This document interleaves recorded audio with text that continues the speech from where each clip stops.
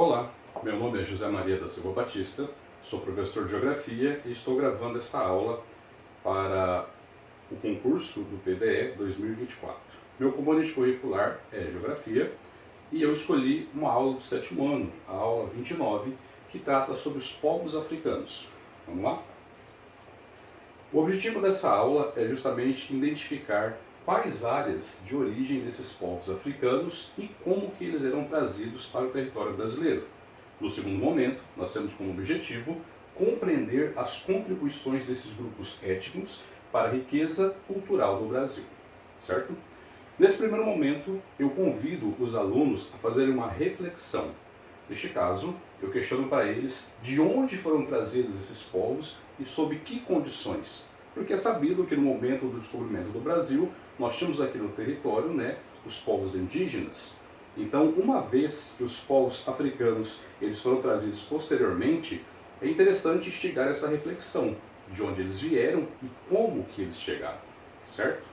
Também convido os alunos a fazer uma reflexão de quais são as contribuições desses povos para a sociedade brasileira, pois, uma vez que nós temos uma grande influência desses povos e eles foram trazidos de outro continente, é normal que esses povos tenham crenças, línguas, manifestações culturais que aos poucos elas foram influenciando e entraram no nosso cotidiano.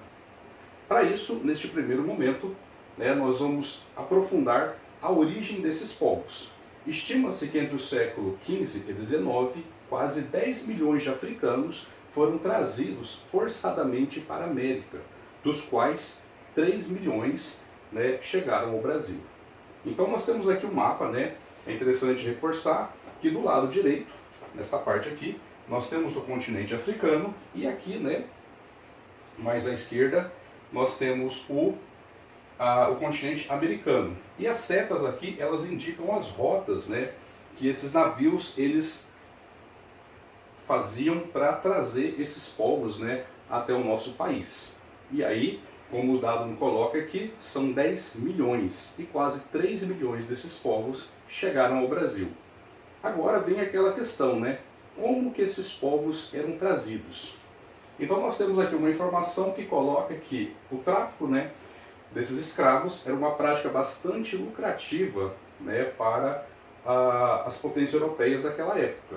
Neste caso, esses escravos eram capturados com extrema violência, eram negociados diretamente com os chefes de alguns grupos em troca de objetos e ferramentas. Ao chegar às colônias, após serem transportados nos navios em condições insalubres, os escravizados eram levados para o mercado, aonde eram negociados com os proprietários de terra. Aqui também, pessoal, é importante a gente destacar uma questão muito interessante. Quando coloca que esses escravos eram capturados, muitos desses escravos tinham família, estavam vivendo ali de maneira habitual, e quando chegavam os captores, eles capturavam a família inteira, às vezes pai, mulher, filhos, e eles colocavam no navio.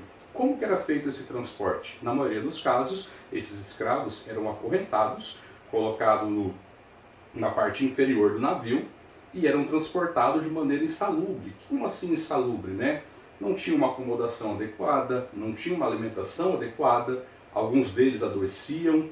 Então, era uma viagem longa, penosa para essas pessoas. E quando eles chegavam, no seu destino, como colocado aqui, que eles iam ser levados para o mercado, também, infelizmente, era comum que um grupo de família poderia ser separado. Então era normal que, no caso, o esposo ele ia ser destinado a uma fazenda para fazer um tipo de serviço e a mãe se destinada a outra fazenda para fazer outra atividade. Então assim, aquela família que anteriormente estava vivendo na África de maneira habitual, agora literalmente ela estava partida. É uma parte lamentável, mas que também acontecia em grandes quantidades na realidade daquele momento, certo? Os escravos foram trazidos para o Brasil principalmente para trabalhar sobre mão de obra. E neste caso, os principais ciclos foram o do açúcar, o do ouro e do café. No caso, esses escravos, na questão do açúcar, eles trabalhavam nos engenhos de cana-de-açúcar ou trabalhavam nas minas realizando extração de ouro e outros minerais, ou até mesmo nas lavouras de café, ajudando ali no plantio e na colheita desse tipo de cultura.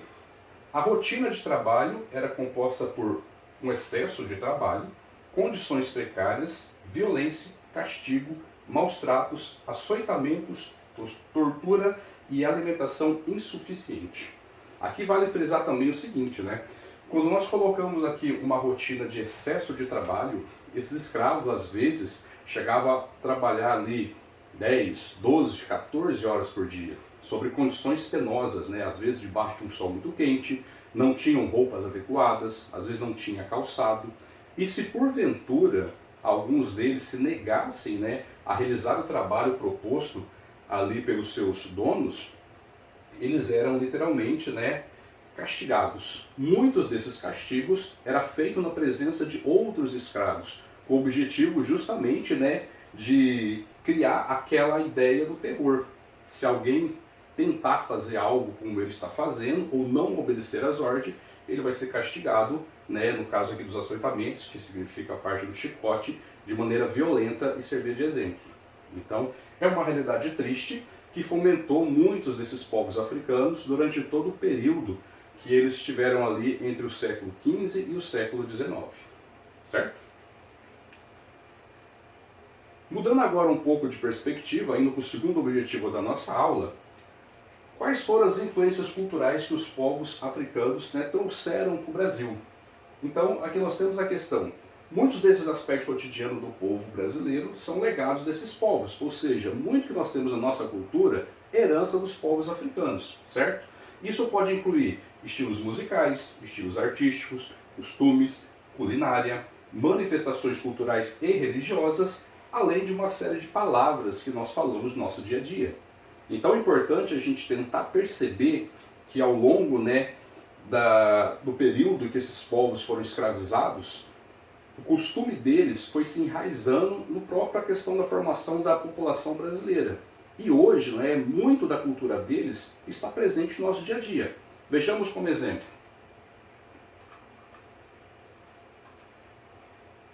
Você já ouviu falar da capoeira, né? A capoeira, talvez um dos exemplos mais icônicos que nós temos aí, ela é uma mistura de dança e luta. Haja visto que, naquele momento, se tratando de escravo, qualquer prática de luta era proibida, né? Se eles estivessem realizando qualquer atividade que poderia dar indício de uma revolta, eles iam ser, né, veemente suprimidos. Então, o que os escravos eles usaram, né, para poder se beneficiar?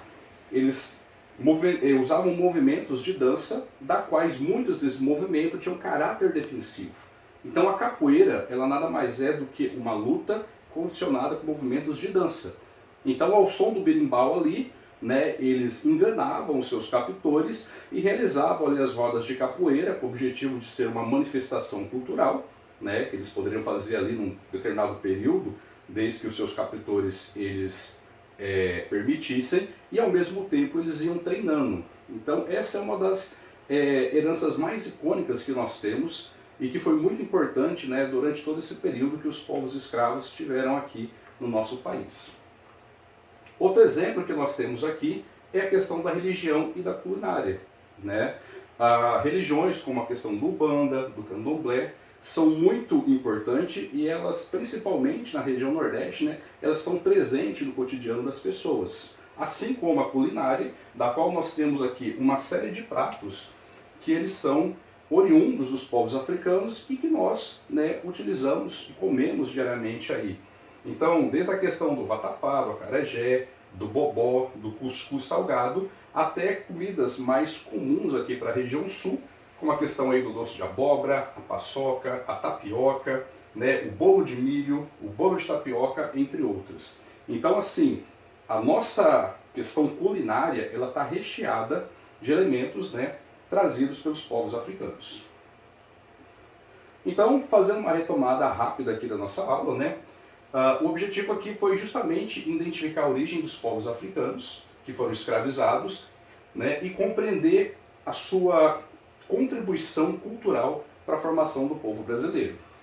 Em seguida aqui temos uma proposta de uma atividade, da qual os alunos vão realizar, né, que será questionada a seguinte orientação aqui. Ao chegarem ao Brasil, quais eram as condições de vida dos povos africanos, qual que é a importância do seu trabalho para a economia brasileira. Posteriormente, quais influências culturais você reconhece que pertenciam aos povos africanos. Né? Essa atividade ela pode ser realizada após a aula, né? No caso em casa, e posteriormente, na próxima aula, nós vamos retomar, discutir, né, as respostas, da qual o objetivo aqui é que o aluno entenda de onde os povos africanos vieram, como que eles contribuíram, né, para a nossa cultura e, se necessário, nós fazemos a retomada do conteúdo. É isso.